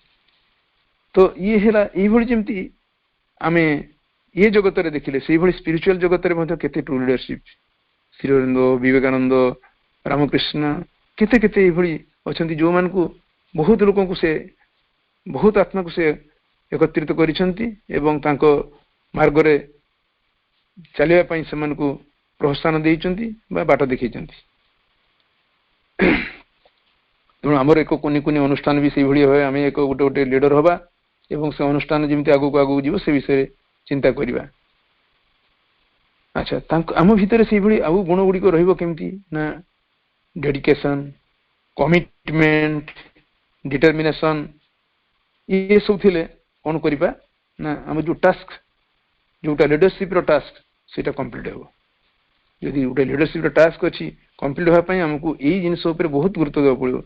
ପୁରା ଡେଡିକେସନ ରହିବ, କମିଟମେଣ୍ଟ ରହିବ, ଡିଟରମିନେସନ ରହିବ, ନ ରହିଲେ ହେବ ନାହିଁ। ଆଉ ଅନେଷ୍ଟ ହବା ସବୁବେଳେ, ଆଡାପ୍ଟିବିଲିଟି ଆମ ଭିତରେ ରହିବ, ଫରୱାର୍ଡ ଥିଙ୍କିଂ, ସବୁବେଳେ ଏମିତି ପଶ୍ଚାତରେ ନୁହେଁ ପଛେଇ ଯିବା କ'ଣ କରିବା ନାହିଁ, ସବୁବେଳେ ପଜିଟିଭ। ଏଇଟା କାହିଁକି ହେଲା, କରୋନା ଆସିଲା, ଏଇ ସବୁ କିଛି ଧ୍ୱଂସ ହେଇଯିବ ନା। ବହୁତ କଥା ଶିଖେଇ ଦିଆଗଲା, ଆପଣମାନେ ଅପରିଷ୍କାର ହଉଥିଲେ ପରିଷ୍କାର ହେଲେ, ଆପଣମାନେ ଆହୁରି ନୂଆ ନୂଆ ଜିନିଷ ବାହାର କଲେ ଯୋଉଗୁଡାକ ଆମେ ଯେମିତି ଏଇ ବର୍ତ୍ତମାନ ମାଧ୍ୟମରେ ଯୋଉ ଆମେ ପାଠଚକରେ ଏକତ୍ରିତ ହେଇକି ଗୁଡ଼ାଏ କୋଳାହଳ କରିକି ବାୟୁମଣ୍ଡଳକୁ ଖରାପ କରୁଥିଲୁ, ଆଜି ନିରବରେ ବସିକି ଆମେ ବିଭିନ୍ନ ପ୍ରାନ୍ତରେ, ଆମ ହାତରେ ଏମିତି ସମୟ ନାହିଁ ଯେ ଆମକୁ କୋରାପୁଟରେ ଯାଇ ବସି ଗୋଟେ ମିଟିଂ କରିବା। ଯିଏ ଆମେରିକାର ଭାଇଟିଏ ଥାଉ, ଅଷ୍ଟ୍ରେଲିଆ ଥାଉ, ଯୋଉଠି ଥାଉ ମଧ୍ୟ ଏମିତି ଭାବରେ ବସିକି ସିଏ ପାଠଚକଟିଏ କରିପାରିବ। ଇଏ କଥା ଆମକୁ ଇଏ ଶିଖିଗଲା। ତାପରେ ପୃଥିବୀର ସବୁବେଳେ ହଷ୍ଟାଇଲ ଫୋର୍ସ ସହିତ ଇଏ ଭଲ ଶକ୍ତିର କାର୍ଯ୍ୟଭାର ଚାଲିଛି। ତେଣୁ ସେମାନେ ଆସିବେ ଆମକୁ ଆହୁରି ବଳିୟାନ କରିବା ପାଇଁ, ତାଙ୍କୁ ଅତିକ୍ରମ କରିବା ପାଇଁ ଆମ ଭିତରେ ସାହସ ଜୁଟେଇବା, ଆହୁରି ଆଗକୁ ଯିବା। ସେମାନେ ଆମକୁ ଯେତେ ବାଧା ଦେବେ ଆମେ ଆହୁରି ଟାଣ ହବା। ସେଇଭଳି ଭାବରେ ଜଣେ ଲିଡରସିପ ଆଗରେ ଯଦି ବହୁତ କିଛି ଏମିତି ଅସୁବିଧା ଆସେ, ମୁଁ ଆଗରୁ ତ ଆଲୋଚନା କରୁଥିଲି, ତ ସେଇଭଳି ଆମର ଓପନନେସ୍, ଫେୟାରନେସ୍ କଥା କହୁଥିଲି, ଯୋଉ ଫାଉଣ୍ଡେସନ କଥା ସେଟା ରହିବ। ଆଉ କମ୍ୟୁନିକେଟ କନଷ୍ଟାଣ୍ଟଲି ରହିବ। ଆମମାନଙ୍କର ଆମ ସାଙ୍ଗରେ ଯେଉଁମାନେ ଆମର ଫଲୋଅର୍ସ ତାଙ୍କ ସହିତ କମ୍ୟୁନିକେଟ, ସବୁବେଳେ କମ୍ୟୁନିକେସନ ରହିବ, ଭଲ କମ୍ୟୁନିକେସନ ରହିବ, ସୁସ୍ଥ ବାତାବରଣଟି ସୃଷ୍ଟି କରିବା ଏବଂ ଯୋଉ ଆକ୍ଟିଭ ଲିସନିଂ ସ୍କିଲ୍ ଗୁଡାକ ତାକୁ ମଧ୍ୟ ମଜବୁତ କରିବା ପାଇଁ ପଡିବ। ଆଉ ଜଣେ ଲିଡର କେମିତି କହିବ କଥା ସେଇଟା ଗୋଟେ ଶିଖିବାର କଥା। ଗୋଟେ ଲିଡରର କଥା କହିବାର ଢଙ୍ଗ କେମିତି ହବ, ସେ କ'ଣ କ'ଣ କହିବ ତାର ଫଲୋଅର୍ସ ମାନଙ୍କୁ। ସେ ସବୁବେଳେ କହିବ I have trust on you, ମୋର ତୁମ ଉପରେ ଭରସା ଅଛି। ତାହେଲେ ଯିଏ କାମ କରୁଥିବ, ଘାସ ବାଛିବା ପାଇଁ ଜଣକୁ ଦାୟିତ୍ୱ ଦିଆଯାଇଛି, ବଗିଚାରେ କାମ କରିବା ପାଇଁ ଦାୟିତ୍ୱ ଦିଆଯାଇଛି, ଜଣକୁ ପାଠଚକରେ ଫୁଲ ସଜାଇବା ପାଇଁ ଦାୟିତ୍ୱ ଅଛି, ସବୁ ଫୁଲ ଗୁଡା ଆସିଯାଇଛି, ତାପରେ ଷ୍ଟ୍ରସ୍, ତୁ ପାରିବୁନି, ତୁ କ'ଣ ଏଟା କରିପାରିବୁ, ତାହେଲେ ତା ମନଟା ଉଣା ହେଇଯିବ, ସେ କରିପାରିବାର ଥିଲେ ସେ କରିପାରିବ ନା, ନା ନା ମୋ ବହୁତ ଭରସା ଅଛି, ଏ ଭାଇ ନା ଏ ବାପା ନା ବହୁତ ସୁନ୍ଦର ସହଜ, ମୋର ଆଶା ଅଛି, ମୁଁ ଅନ୍ୟ କାମଟି ଯାଉଛି, ତମକୁ ଏ ଦାୟିତ୍ୱଟି ଦେଲି, ମୁଁ ଆଶା କরি ମା ତମ ସହିତ ଅଛନ୍ତି, ତମେ ନିଶ୍ଚୟ ଭଲ ଭାବରେ କରିବ। ତା ଭିତରେ ଏକ ପ୍ରେରଣା ଆସିବ, ତମର ସେଇ ପଜିଟିଭ ଭାଇବ୍ରେସନ ତାକୁ ମଧ୍ୟ କାମ କରିବା ପାଇଁ ଆଗରୁ ଉତ୍ସାହ ପ୍ରଦାନ କରିବ। ତେଣୁ ତାଙ୍କୁ କହିବେ I have trust on you, I am proud of you. କିଛି କାମ କଲା ପରେ ମୁଁ ତମ ଉପରେ ପ୍ରାଉଡ। ଆଉ କୁହାଯିବ କେମିତି ନା ଥ୍ୟାଙ୍କ ୟୁ ଆଣ୍ଡ ପ୍ଲିଜ, ଏସବୁ ଶବ୍ଦ ଗୁଡା କରାଯିବ। ଆମେ ତ ଥ୍ୟାଙ୍କ ୟୁ କହୁନୁ, ପ୍ଲିଜ ବି କହୁନୁ ବେଳେ ବେଳେ। ଆମେ ଲିଡର, ମୁଁ ମୁଖିଆ ପାଠଚକରରେ, ମୁଁ ଗୋଟେ ତାକୁ କ'ଣ ଥ୍ୟାଙ୍କ ୟୁ କରିବି, ଇଏ ଯଦି ଭାବ ରହିବ ତା ହବ ନାହିଁ। ତେଣୁ ଏଇ ପଦଟିଏ କଥା ଶୁଣିଲେ କେତେ କଥା ଆଗେଇ ଯିବ, ଇଏ ଲିଡରସିପ୍ର ଗୁଣ। ତାପରେ ଆହୁରି ଯଦି ଆମେ ଥ୍ୟାଙ୍କ ୟୁ କଥା କହିବା, ଆହୁରି ବହୁତ ଉଚ୍ଚତର ଗଲେ ଆପଣ ଥ୍ୟାଙ୍କ ୟୁ କହିବା ପାଇଁ ପଡିବନି, ଗ୍ରାଟିଚ୍ୟୁଡ। କାହିଁକି ନା ଥ୍ୟାଙ୍କ ୟୁଟା ଆସେ ମାଇଣ୍ଡରୁ, ଗ୍ରାଟିଚ୍ୟୁଡ ଆସେ ହୃଦୟରୁ। ତେଣୁ ଥ୍ୟାଙ୍କ ୟୁ ଆଗେ କହି ଶିଖନ୍ତୁ ନା, ସେତିକି ଯଦି ନ କହି ଶିଖିଲେ ଗ୍ରାଟିଚ୍ୟୁଡ ପାଖକୁ ଯିବେ କେମିତି, ସେଟା ହୃଦୟରୁ ଜଣକୁ ଦିଆଯିବ। ଆଉ ହୃଦୟରୁ ଯଦି ଦିଆଯିବ ସେଟା କେତେ ମହତ୍ଵ, କେତେ ପାୱାରଫୁଲ, ଇଏ ହେଲା କଥା। ଏବଂ ଆଉ କ'ଣ କୁହାଯାଇ ପାରିବ ନା ଦିସ୍ ଇଜ ୱଣ୍ଡରଫୁଲ। ଭିକାରୀ ମହାନ୍ତି ଜଣେ ଥିଲେ, ଭୁବନେଶ୍ୱରର ଗନାଇଲ ଲୋକ, ତାଙ୍କର ଗୋଟେ ଏଟା ସହଜାତ ଥିଲା କହିବା। ବହୁତ ଲୋକ ତ ଛଳନା କହି କ୍ରିଏଟିଭରେ କହନ୍ତି, ହୁଏତ ଆପଣ ଶୁଣି ସାରିଲା ପରେ କାଲିଠୁ ଆରମ୍ଭ କରିବେ, କିନ୍ତୁ ତାଙ୍କର ପୁରା ଜନ୍ମଗତ ଯେମିତି ଅଧିକାର ଭଳିଆ ଥିଲା। ଯାହାକୁ ଦେଖୁଥିଲେ ଆଉ ସେ ଦେଖୁଥିଲେ ଖୁସି ହଉଥିଲେ। ଗୋଟେ ଭଙ୍ଗା କୁଣ୍ଡଟା ଆସିକି ଦେଖିବେ ମୋବାଇଲରେ, ଆରେ ହାଉ ବ୍ୟୁଟିଫୁଲ ୱଣ୍ଡରଫୁଲ, ଆରେ ଭାଙ୍ଗି ଯାଇଛି ତାପରେ ଫୁଲଟା କି ସୁନ୍ଦରତା କରିଦେଇ ବାହାରିଛି। ମାନେ ଯେତେ ଅଗଲି ଯେ ଭଙ୍ଗା, ତା ଭିତରେ ସିଏ ସୌନ୍ଦର୍ଯ୍ୟକୁ ଦେଖୁଥିଲେ। ଏଇଟା ତାଙ୍କର ଗୋଟେ ସ୍ୱତଃ ଥିଲା, ସମସ୍ତଙ୍କୁ ଗୋଟେ ତାରିଫ କରିବା, ଇଏ କରିବା, କାହାକୁ କିଛି ମନା କରୁନଥିଲେ। ଏ କାମଟା କରିବା ପାଇଁ ହେଲେ ହଁ ନାଇଁ ନିଶ୍ଚୟ ମୁଁ ଆପଣଙ୍କୁ ହେଲ୍ପ କରିବି, ମନା ଯେମିତି ତାଙ୍କ ଜାତକରେ ନାହିଁ, କୌଣସି କଥାରେ ସେ ନା କରନ୍ତି। ସେ ଆଜି ଇହ ଜଗତରେ ନାହାନ୍ତି ସତ, କିନ୍ତୁ ତାଙ୍କର ଏ ଗୁଣଟି ମୁଁ ବୋଧେ କାହାରି ପାଖରେ ଏପର୍ଯ୍ୟନ୍ତ ଦେଖିନାହିଁ, ସେଇ ଯୋଉ ତାରିଫର ଗୁଣଟା। ୱଣ୍ଡରଫୁଲ, ଲେଟ୍ ଅସ୍ ଗିଭ୍ ଇଟ୍ କୁ। ତାପରେ ହ୍ୱେୟାର କ୍ୟାନ୍ ଆଇ ହେଲ୍ପ, ବେଳେ ବେଳେ ତମେ କହିବ ଆରେ ମୁଁ କୋଉଠି ଟିକେ ସାହାଯ୍ୟ କରିବି, ତୁମେ ବିକଳ ହବ, ମେ ଆଇ ହେଲ୍ପ ୟୁ, କିମ୍ବା ମୁଁ ସବୁବେଳେ ଅଛି, ଏ ପାଖରେ ଅଛି, ଆପଣମାନେ ଯୋଉମାନେ ସବୁ ଅଛନ୍ତି ଯେତେବେଳେ ଦରକାର ପଡେ, ହୁଏତ ଗୋଟେ ଶିବିର ବସିଛି ଏବଂ ଆପଣ ଗୋଟେ ରୁମରେ ଅଛନ୍ତି, 100 ଲୋକ ଆସିକି ରହିଛନ୍ତି, ଆପଣ କହିଦେଇଯିବେ ସମସ୍ତେ ଡିକ୍ଲାର କରିବେ ଆଜ୍ଞା ମୁଁ ଏ ପାଖରେ ଅଛି, କାହାର କେତେବେଳେ ପାଣି ଫାଣି କଣ କିଛି ଅସୁବିଧା ହେଲା ବିନା ଦ୍ୱିଧାରେ ମତେ ରାତି ହେଲେ ବି ଡାକିବେ, ମୁଁ ଉଠିବି, କିଛି ଚିନ୍ତା କରିବାର ନାହିଁ। ନହେଲେ ଜଣେ ଭାବିବ ଭାଇ ଶୋଇଛନ୍ତି, ଏତେ କଥା ବୁଝୁଛନ୍ତି, ଟାୟାର୍ଡ ହେଇଛନ୍ତି, କେମିତି ରାତିରେ ତାଙ୍କୁ ଡିଷ୍ଟର୍ବ କରିବି। ତ ଇଏ ଗୋଟେ କଥା। ତେଣୁ ଏଠି ମଧ୍ୟ ଏଇଭଳି କଥା କୁହାଯାଇପାରିବ। ସମୟ ସରି ଆସୁଛି, ଆମେ ସାରିବା। ଆଉ କଣ କୁହାଯାଇପାରିବ? ଆଇ ଆପୋଲାଇଜ ଏବଂ I am here if you need me, ଏଟା ତ କହିଲି ମୁଁ, ଏସବୁ ଜିନିଷ ଆମେ କହିପାରିବା। ତାପରେ ଗୋଟେ ଚ୍ୟାଲେଞ୍ଜ ଅଫ୍ ଲିଡରସିପରେ ରହିବ, ବହୁତ ଚ୍ୟାଲେଞ୍ଜ ଆସିବ। ସେ ଚ୍ୟାଲେଞ୍ଜ ଗୁଡ଼ିକ କଣ, ଆଉ ଚ୍ୟାଲେଞ୍ଜକୁ କେମିତି ଭାବରେ ଆମେ ହ୍ୟାଣ୍ଡେଲ କରିବା। ଏ ଚ୍ୟାଲେଞ୍ଜ ଲିଡରସିପରେ ରହିବ, be strong but not rude, be kind but not weak. ଆମେ ଗୋଟେ କାଇଣ୍ଡ ଦେଖିଲେ ବୋଲି କଣ ୱିକ୍ ହେଇଯିବା? ୱିକ୍ ନୁହେଁ।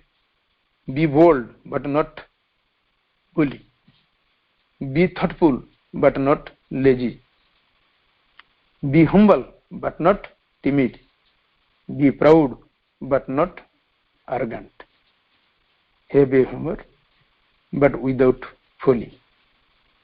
तो ସେମାନେ ସବୁବେଳେ ଚିନ୍ତା କରନ୍ତି, ଯୋଉମାନେ ଲିଡର୍ସ ସେମାନେ ସବୁବେଳେ ଚିନ୍ତା କରନ୍ତି ପଜିଟିଭ ଥଟ୍ସ। ପଜିଟିଭ ଥଟ୍ସ ଚିନ୍ତା କଲେ କଣ କରିବ ନା, ସିଏ ଆପଣଙ୍କୁ ଗ୍ରୋ କରିନେବ ପଜିଟିଭ ଆଟିଚ୍ୟୁଡ ଆଡକୁ। ଆଉ ଯଦି ପଜିଟିଭ ଆଟିଚ୍ୟୁଡ ଆସିଗଲା, ସିଏ ପୁଣି ଆପଣଙ୍କୁ ଗ୍ରୋ କରିନେବ ପଜିଟିଭ ଆଉଟକମ୍ସ।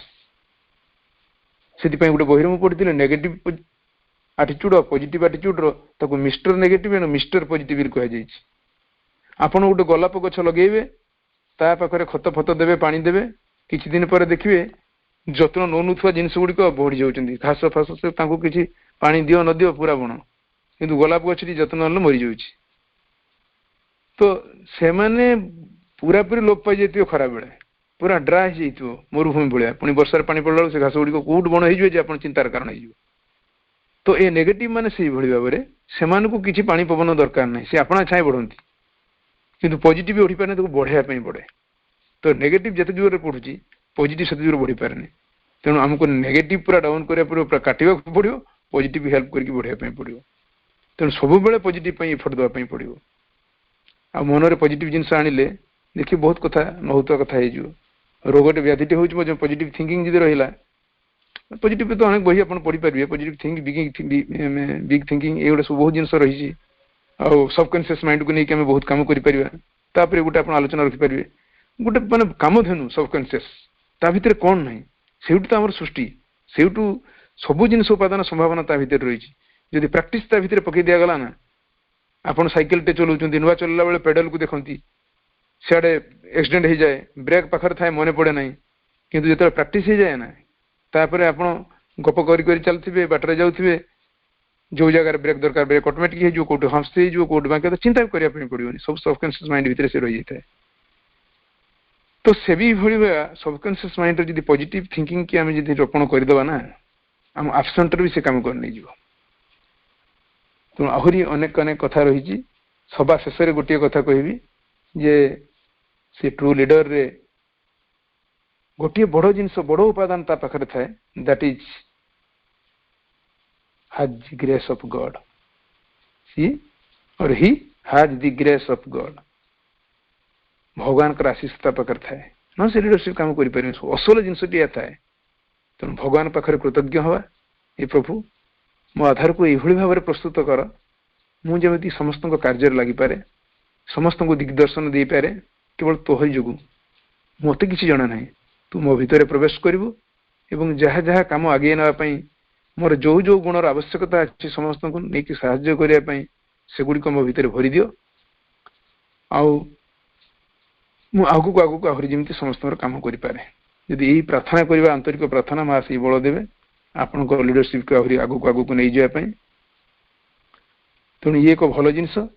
ଆକୁ ପ୍ରାକ୍ଟିକାଲ ବେସରେ ଆମେ କିଛି କିଛି ନେଇ ଯୋଉ ପଏଣ୍ଟ ଗୁଡ଼ିକ ଆଲୋଚନା କଲେ, ଯଦି ଆମେ କହିବା ହଉ, ଚିନ୍ତା କରିବା ହଉ, କାର୍ଯ୍ୟ କରିବା ହଉ, ଯଦି ଆମ ସ୍ୱଭାବରେ କିଛି ଭୁଲ ତ୍ରୁଟି ଥିଲା, ତାହେଲେ ଏଇ ଜ୍ଞାନ ନେଇକି ଯଦି ଆମେ ପରିବର୍ତ୍ତନ କରିବା, ଦେଖିବ ଆମ अनुष्ठान रे जो भाई माने आम मानकर अमल थे भी मेल को आसवे जो मैंने आमको सहयोग करूँ सहयोग करेंगे संख्या कम थी आहरी संख्या अधिक बढ़े तेणु चेंज योर एटीट्यूड ताले सब किसी संभव हो।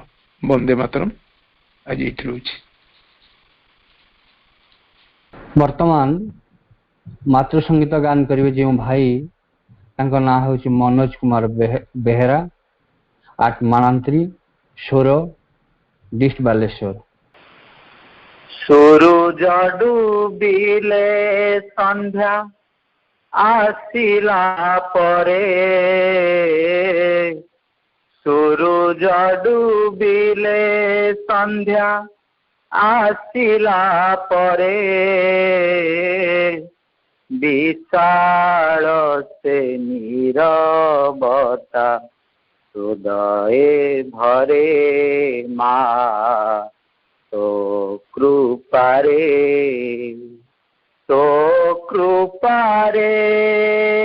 माँ तो कृपारे माँ तो कृपारे विशाल से नीरवता हृदय भरे माँ तो कृपारे सूरज डूबिले संध्या आसिला परे सूरज डूबिले संध्या आसिला परे विशाल से नीरवता हृदय भरे शरीरर प्रतिकोष तुमरी परस पाए चेतनार राइजरे मन मोर बुलु थाए शरीरर प्रतिकोष तुमरी परस पाए चेतनार राइजरे मन मोर बुलु थाए प्राण रे असीम शांति भरी जाए प्राण रे असीम शांति भरी जाए माँ तो इच्छा रे माँ तो इच्छा रे सूरज डूबिले संध्या आसिला परे सूरज डूबिले संध्या आसिला परे विशाल से नीरवता हृदय भरे माँ तो कृपारे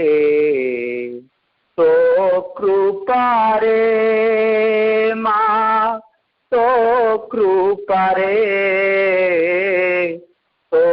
कृपारे माँ तो कृपारे विशाल से नीरवता हृदय भरे नीरवता भांगी दे आखि खोली जेबे चाहे तुमरी कोଳରେ अछि देखी भारी खुशी हुए नीरवता भांगी दे आखि खोली जेबे चाहे तुमरी कोଳରେ अछि देखी भारी खुशी हुए कृतज्ञता लुह मोर बही जाए कृतज्ञता लुह मोर बही जाए माँ तो प्रेम रे माँ तो प्रेम रे सूरज डूबिले संध्या आसिला परे